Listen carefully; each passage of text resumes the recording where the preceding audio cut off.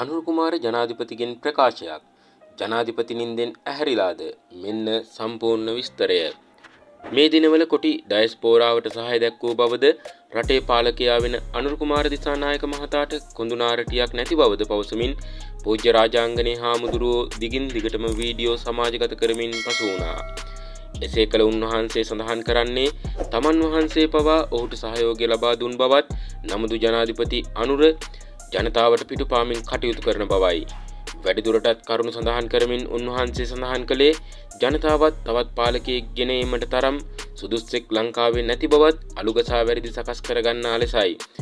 ප්‍රචාර සිදු කිරීම අතරතුර ජනපති අනුර කුමාර දිසානායක තම YouTube නාලිකාව හරහා අදහස් දක්වමින් පවසා සිටියේ මෙවැනි කෙටි වචන ටිකක්. සහතික වශයෙන්ම රට ගොඩනැගීමේ සහ ජනතාවගේ උවමනාවන් ඉටු කිරීමේ අභියෝගය ජයග්‍රහණය කරනවා යන්නයි. ජනපති අනුර නිහිඬව කළ මේ ප්‍රකාශය ගැන ඔබේ අදහස් පහලින් ඉදිරිපත් කරගෙන යන්න අමතක කරන්න එපා.